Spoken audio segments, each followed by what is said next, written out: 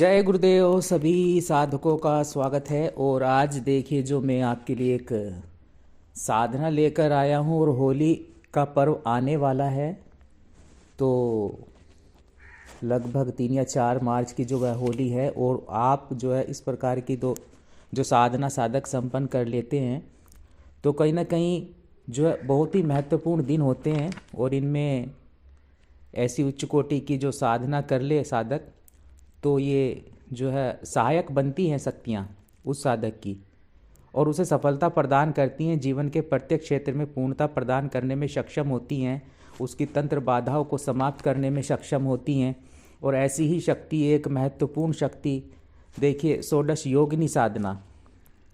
और षोडश योगिनी साधना जो है, जिसके माध्यम से साधक जीवन के प्रत्येक क्षेत्र में सफलता प्राप्त कर सकता है ना। तो ऐसे जो श्रेष्ठ समय पर इस प्रकार की जो साधनाएं संपन्न करनी ही चाहिए। और ये साधना बहुत ही महत्वपूर्ण है। योगिनी के विषय में आप जानते ही हैं कि योगिनी जो है एक ऐसी शक्ति होती है जो साधक के जीवन में सभी प्रकार से पूर्णता प्रदान करने में सक्षम तो होती ही है, साथ ही साथ उसके जीवन में प्रेम भी प्रदान करती है। एक प्रेमिका के रूप में भी साधक यह षोडश योगिनी की साधना संपन्न कर सकता है, और माता के रूप में भी कर सकता है, बहन के रूप में, मित्र के रूप में, जिस रूप में वह चाहे उस रूप में यह साधना संपन्न कर सकता है। षोडश योगिनी जो होती है वो योगिनियों में बहुत ही एक तरह से महत्वपूर्ण होती है। और इस योगिनी में समस्त योगिनियों की शक्ति समाहित होती है कि आप एक ही योगिनी की साधना कर लें, और अन्य योगिनियों की साधना जो है वह करने की आवश्यकता जो साधक को नहीं पड़ती है। और इसी के माध्यम से ही वो अन्य जो योगिनियाँ होती हैं उनका भी जो है वह एक तरह से कृपा प्राप्त कर लेता है। तो जो योगिनी साधना है, इसके विषय में मैं आपको थोड़ी सी जानकारी प्रदान कर देता हूँ कि इसमें आपको क्या क्या षोडश योगिनी में चाहिएगा। इस साधना में देखिए जो सबसे महत्वपूर्ण होता है, इस साधना में साधक को षोडश योगिनी यंत्र व योगिनी माला की आवश्यकता पड़ती है, जो योगिनी तंत्र के अनुसार मंत्र सिद्ध एवं प्राण प्रतिष्ठित युक्त होना ही चाहिए। ठीक है।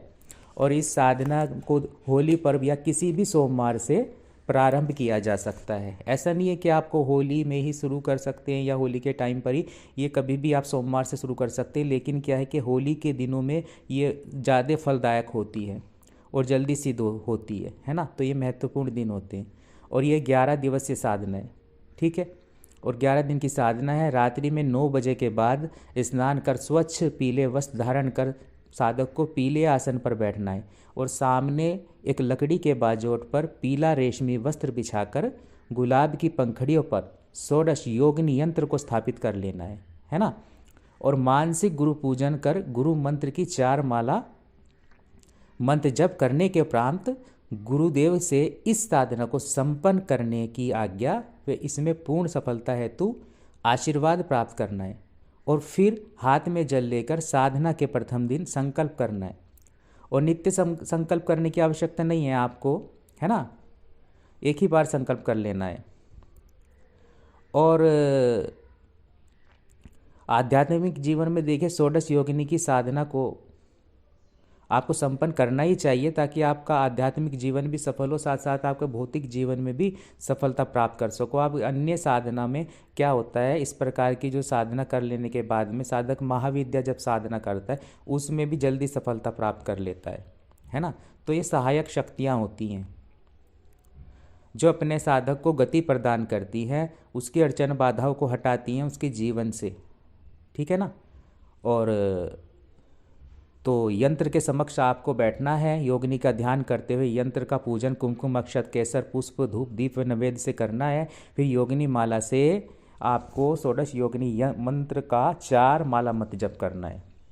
और मंत्र में बता देता हूँ, मंत्र थोड़ा सा बड़ा है, और जो साधक करना चाहेंगे उनको ये प्रदान भी कर दिया जाएगा पूर्ण रूप से, पूर्ण विधि के साथ में। मंत्र सुन लीजिए आप। ओम एम ह्रीम क्लीम श्रीम। ठीक है ना। मंत्र में रिपीट कर रहा हूँ, शुरू से सुनिए आप। ओम एम ह्रीम क्लीम श्रीम व्रम श्रोम घ्रम श्रम द्रम क्रीम ह्रीम ड्रीम प्रोम यम शम गुम षोडश योगनीय नमः। ठीक है ना, ये मंत्र है। मंत्र एक बार फिर मैं रिपीट कर देता हूँ। ओम एम ह्रीम क्लीम श्रीम व्रीम। आपको जो है मंत्र सुनने में थोड़ा सा लग रहा होगा, लेकिन ये मंत्र आपको लिख करके पूर्ण विधि द्वारा प्रदान कर दिया जाएगा। तो मंत्र को आप जो है पूर्ण रूप से आपकी जो है वह उच्चारण करने में भी सुविधा हो जाएगी फिर, है ना। तो इसमें कोई दिक्कत नहीं है। ओम एम ह्रीम क्लीम श्रीम व्रम घ्रो श्रोम घ्रम श्रम द्रम क्रीम ह्रीम नृम प्रोम यम शम गुम षोडश योगनीय नमः। तो ये मंत्र है। और देखिए क्या है कि इस मंत्र में समस्त योगनियों का जो है बीज मंत्र को एक तरह से समाहित कर दिया गया है, यानी कि जो अन्य योगिनियाँ हैं उनकी भी कृपा साधक को प्राप्त हो। तो समस्त बीजों को इसमें जो है समाहित करके साधक को प्रदान किया जा रहा है। षोडश योगिनी का मतलब ये होता है। और मंत्र जप की समाप्ति पर संभव हो तो साधक साधना, देखिए मंत्र जप की समाप्ति पर अगर संभव हो तो साधक को जो है वह साधना जो रूम होगा उसका, ठीक है, साधना रूम में ही जो है भूमि शयन करना है। ठीक है, भूमि शयन करना है आपको। और जो है आपको जो है सात्विक भोजन ग्रहण करना है। सात्विक भोजन ग्रहण करेंगे और अन्य वार्तालाप ज़्यादा नहीं करेंगे, यानी कि इधर उधर मोबाइल पे लगना, अनावश्यक वीडियोस वगैरह को देखना, अनावश्यक लोगों से ज़्यादा मिलना, तो वो सब अवॉइड करना है साधक को साधना काल में। और कम से कम बोलने का प्रयास करें। और ब्रह्मचार्य का तो पूर्ण पालन करना ही होगा। शुद्ध शाकाहारी अल्प भोजन करना होगा, ठीक है ना। और इस प्रकार से साधना है। और 11 दिन की साधना है। और 12वें दिन जो है आपको यह षोडश योगिनी यंत्र व माला समस्त सामग्री के साथ में वो जो पीला कपड़ा रहेगा जो आसन पर बिछा रखा है उस पर स्थापित किया हुआ है आपने, उसमें ही लपेट करके आपको जो है यह समस्त सामग्री को प्रवाहित कर देना है बहते जल में। ठीक है, तो इस प्रकार से षोडश योगिनी साधना संपन्न होती है साधक की। और फिर क्या होता है, यह योगिनी जो है साधक की इच्छाओं को पूर्ण करना शुरू कर देती है। साधना काल में ऐसा महसूस हो सकता है आपको, साधना के बीच में साधना काल में कि तीर एकदम से सुगंध का आ जाना कमरे में, ठीक है। और किसी स्त्री का आभास हो सकता है कि घुटने से घुटना सटा करके वह आपके पास में बैठ जाए, ऐसा भी हो सकता है। और वो आपसे वार्तालाप करने की कोशिश करेगी साधना काल में, लेकिन आपको बात नहीं करना है। क्योंकि कुछ साधक होते हैं कि वे विचलित हो जाते हैं और वो साधना के बीच में ही आ जाती है या साधना से 1 या 2 दिन पहले आ जाती है और बोलती है कि आपकी साधना संपन्न हो चुकी है, पूर्ण हो चुकी है, आप संकल्प ले लीजिए। वो आपको बुलवाने की कोशिश करती है, लेकिन साधक को जो है संयमित रहना है, बोलना नहीं है। और 16 से 17-18 साल की उम्र के रूप में ही एक जो है कन्या के रूप में आती है ये, तो बहुत ही सुंदर होती है जो योगिनी होती है ना। और बहुत तीक्ष्ण से मतलब मेरा है कि तेजयुक्त भी है, यानी कि जब आप इसको देखोगे तो साधक इसके सम्मोहन में इस कदर बन जाएगा कि फिर वो जो है वो देखता ही रहेगा इसको। इसलिए ध्यान अपने साधना में रखे साधक यथ संभव, है ना।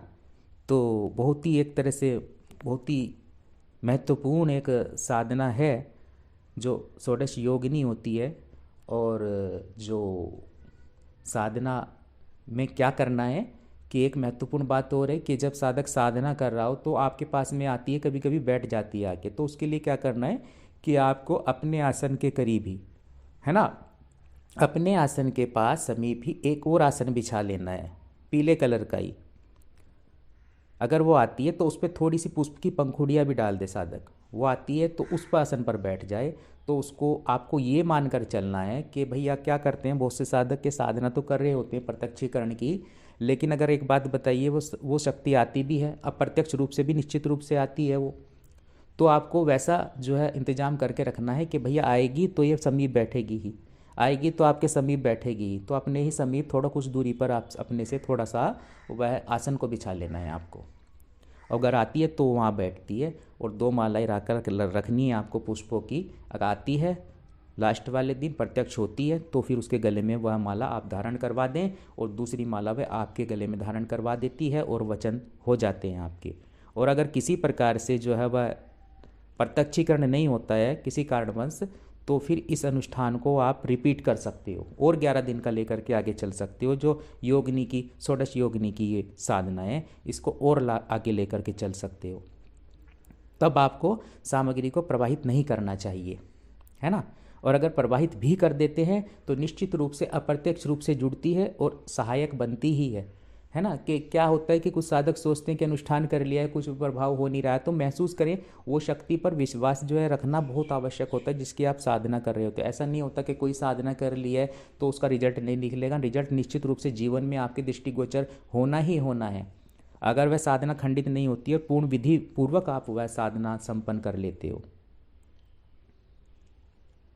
है ना। तो ऐसी ये योगिनी है। और षोडश योगिनी साधना जो है जीवन में जो है सभी साधकों को मैं तो ये कहूँगा कि एक ना एक बार करनी ही चाहिए। और आप इसकी दीक्षा भी ले सकते हो। जो तंत्रों में षोडश योगिनी दीक्षा है यह भी आप ले सकते हो। और ये ले लोगे तो और भी अच्छा रहेगा कि फिर दीक्षा लेने के बाद में आप इसकी जो है साधना संपन्न करते हो तो और तेज़ी से लाभ प्राप्त होता है, क्योंकि आदि शक्ति गुरु की आप में ट्रांसफ़र हो जाती है उनके द्वारा जो किया गया जो शक्तिपात है, और आधा काम जो है फिर आपको करना पड़ता है। तो फिर किसी भी साधना को करने के लिए तो शक्तिपात दीक्षा लेना इसलिए अनिवार्य हो जाता है। और इस प्रकार की जो दीक्षा लेके रखे साधक और जब समय मिले तब साधना कर ले, तो दीक्षा भी अपने आप में महत्वपूर्ण होती है। दीक्षा से भी वह शक्तियों से जुड़ता ही है ना। दीक्षा से भी कृपा प्राप्त करता है, तो दीक्षा भी अपने आप में महत्वपूर्ण है। और आने वाले जो दिन हैं, तो होली के जो पर्व आ रहा है, ये अपने आप में चैतन्य दिन होते हैं। और इस दिनों में अगर आप कोई भी साधक ये षोडश योगिनी की जो साधना करना चाहता है वह संपन्न कर सकता है। इससे अलग जो विधान होता है वो भी प्रॉपर तरीके से जो भोग प्रक्रियाएं साधनाओं में चलती हैं तो वो भी करवाए। और सभी प्रकार से जब हम जो है सभी चीज़ों का पालन करते हैं, दीक्षा भी लेते हैं, यंत्र मंत्र सामग्री भी प्राप्त करते हैं, प्राण चैतन्य और वह प्रक्रिया भोग प्रक्रिया भी उचित मार्गदर्शन में अपनाते हैं साधना से संबंधित, तो फिर क्या होता है जीवन में निश्चित रूप से उस शक्ति का सहचर्य प्राप्त करता ही करता है साधक। क्योंकि ये उच्च कोटि की शक्ति होती है, माता की ही सहचर्याँ योगिनियाँ होती हैं और आपका कनेक्शन माता से करवाने में ये सहायक होती हैं। और कहा तो ये भी जाता है कि जब तक आप साधना योगिनी दीक्षा नहीं लोगे या योगिनी से संबंधित साधनाएं नहीं करोगे तो फिर क्या होता है कि माता के समीप जाने में भी अड़चनें बाधाएं आ सकती हैं, क्योंकि ये आपका मार्ग सुलभ बना देती हैं, उस जो है शक्ति से जोड़ने में भी सहायक होती हैं। फिर चाहे आप भैरव साधना करते हो उसमें भी सहायक होंगी, फिर चाहे आप योगिनी माफ़ कीजिएगा महाविद्या में से 10 में से कोई भी साधना करते हो तो उसमें भी ये सहायक होंगी, चाहे आप अप्सरा साधना करते हो तो उसमें भी ये सहायक होंगी। तो ये जो योगिनियाँ हैं इनका जो है एक शक्ति प्राप्त करता है साधक, इनके अंश के साथ जुड़ जाता है शक्तिपात के माध्यम से। तो षोडश योगिनी जो साधक साधना करना चाहते हैं, और दीक्षा भी बहुत महत्वपूर्ण है। षोडश योगिनी आपके जीवन में दरिद्रता का नाश करने वाली एक शक्ति है, और इन दिनों में आप ये षोडश योगिनी दीक्षा ले लेंगे और फिर भविष्य में कभी भी ये 11 दिन का अनुष्ठान तो आप कभी भी कर सकते हैं। ये ज़रूरी नहीं है कि होली में, और अब अगर आपका सौभाग्य प्राप्त हो जाता है, आपको वो क्षण प्राप्त हो जाते हैं कि आप होली के अवसर पर बीच में ये जो है मंत्र साधना कर सकें, तो फिर जो है और भी ज़्यादा अच्छा रहता है ना। तो ये बहुत ही ज़्यादा एक महत्वपूर्ण साधना है। और जो योगिनी है, जैसे मैंने कहा कि षोडश योगिनी जो है उसमें अन्य योगिनियों की शक्ति भी समाहित है ना। अन्य योगिनियों की शक्तियाँ समाहित हैं, कुछ उग्र योगिनियाँ हैं वो भी इसमें समाहित हैं, कुछ सौम्य योगिनियाँ हैं वो भी इसमें समाहित हैं, जो प्रेम प्रदान करने वाली हैं वो भी योगिनियाँ इसी योगिनी में समाहित है, उनकी शक्ति भी इसमें समाहित है। और जो दरिद्रता का नाश करने वाली जो शक्तियाँ हैं, जो योगिनियाँ हैं, वो है भी इनमें इसी में समाहित हैं। तो मंत्र इसलिए बड़ा है ना। तो मंत्र इसका इसलिए थोड़ा सा बड़ा मंत्र है योगिनी का। और जो है तंत्रों में है षोडश योगिनी साधना है, और जीवन के प्रत्येक क्षेत्र में पूर्णता प्रदान करने वाली ऐसी उच्च कोटि की दीक्षा और जो है वह साधना जो है वह साधक को करनी ही करनी चाहिए। देखिए क्या होता है कि धन, कभी कभी हम सोचते हैं कि धन खर्च हो रहा है। देखिए धन खर्च होता है, लेकिन धन तो आप ऐसी अनावश्यक चीज़ों में भी खर्च कर देते हो कभी कभी, जहाँ से उसका कोई आपको लाभ प्राप्त होता नहीं है जीवन में, है ना। तो ये धन भी प्रदान करने वाली जो शक्तियाँ होती हैं, उन अड़चन बाधाओं को हटाती हैं और एक बार दीक्षा लेने के बाद तो जुड़ जाती हैं साधक के साथ, यानी कि कनेक्शन बन जाता है आपका।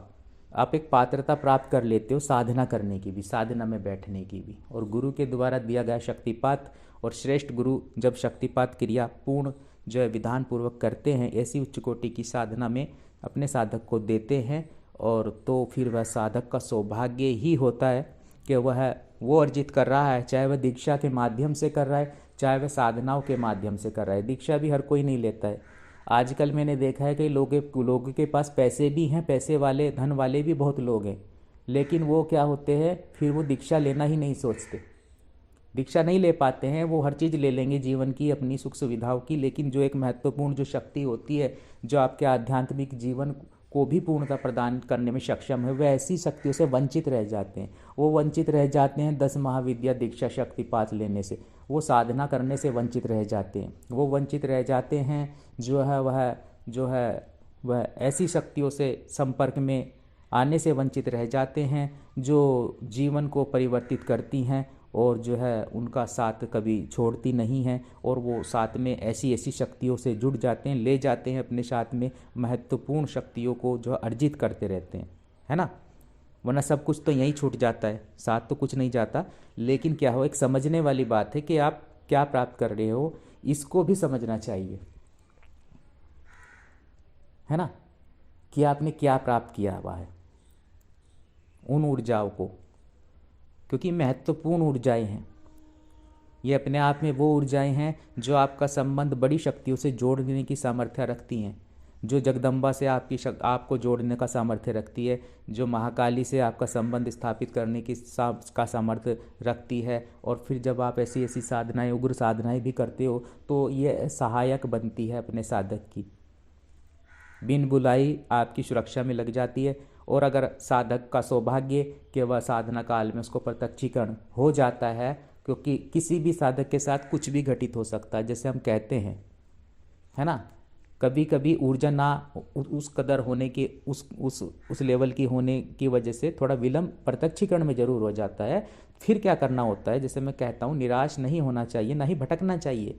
फिर आपको उस मंत्र को जप करना चाहिए, चाहे आप मानसिक रूप से करें, चाहे आप उसके जो अनुष्ठान को कर रहे हैं, रिपीट कर रहे हैं उसके अनुष्ठानों को। तो ये साधक पर निर्भर है कि वो परीक्षा लेती हैं शक्तियाँ, है ना।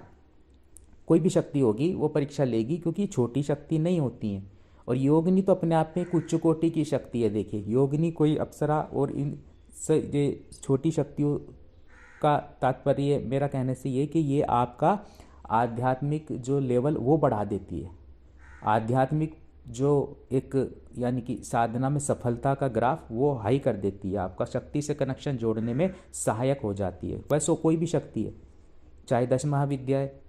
अब देखिए 10 महाविद्या जब क्या होता है, जब हम साधना में बैठते हैं तो क्या होता है कि 10 महाविद्या से भी पहले ये योगिनियाँ ही साधक के समीप आती हैं, क्योंकि माता की तो सेविकाएँ होती हैं। जहाँ माता है वहाँ योगिनियाँ हैं, है ना। और फिर क्या होगा कि अगर आप ऐसी उच्च कोटि के संपर्क में आ जाते हैं शक्ति के, तो फिर क्या होता है कि फिर आप सफलता जल्दी प्राप्त करते ही हो, ये निश्चित रूप से है। और जो है आपको ऐसी उच्च कोटि की जो है षोडश योगिनी जो जैसी साधना दीक्षा, और ऐसे महत्वपूर्ण समय पर ले लेते हो ये दीक्षा, तो फिर जीवन का सौभाग्य होता है ना। अभी आपको इस चीज़ का भान नहीं होगा कि आप क्या प्राप्त कर रहे हो। अभी आपको लग रहा होगा मैं दीक्षा ले रहा हूँ, कुछ हो नहीं रहा है ना। लेकिन जब होना शुरू हो जाता है तो फिर आपका जीवन परिवर्तित हो जाता है। तब आप ये सोच ही नहीं पाओगे कि जीवन में इतना बदलाव कैसे हो रहा है। दीक्षाओं के माध्यम से भी हो जाता है, साधना के माध्यम से भी होता है। तो लेते रहना चाहिए। जीवन का ये क्षण है, ये पल है, अगर आप ले रहे हो तो आपका सौभाग्य ही है। हर साधक नहीं ले पाता है, हर साधक तो कहीं भी भटक जाते हैं। जिसमें चेतना होती है, जिसमें एक गुरु के प्रति जो है भाव, चिंतन, एक विश्वास होता है, तो वो तो अर्जित कर ही लेता है। वो फिर भटकते नहीं हैं, वो तो विश्वास करते ही करते हैं। है ना। तो आप भी ये षोडश योगिनी साधना संपन्न करें, दीक्षा लें। और एक महत्वपूर्ण साधना है, और जो ये होली का पर्व आने वाला है, इन क्षणों का जो है आप सदुपयोग करें, इनमें दीक्षाएं लें, या फिर ज़्यादा से ज़्यादा जो मंत्र जप कर सकते हैं, साधनाएं कर सकते हैं, किसी भी प्रकार की कोई भी साधना आप हमारे मार्गदर्शन में संपन्न कर सकते हैं। और एक बहुत महत्वपूर्ण साधना है, जो साधक ये षोडश योगिनी की साधना करना चाहते हैं या शक्तिपात दीक्षा लेना चाहते हैं, वो हमसे संपर्क कर सकते हैं। उनको पूर्ण विधि विधान पूर्वक यह साधना और दीक्षा प्रदान शक्तिपात की जाएगी, और जो पूर्ण भोग प्रक्रिया इसमें चलती है वो भी आप हमारे द्वारा साधक के लिए संपन्न की जाएगी, और साधक जो है सफलता प्राप्त कर सकता है, और इस महत्वपूर्ण शक्ति को जो है अपने वश में कर सकता है ना।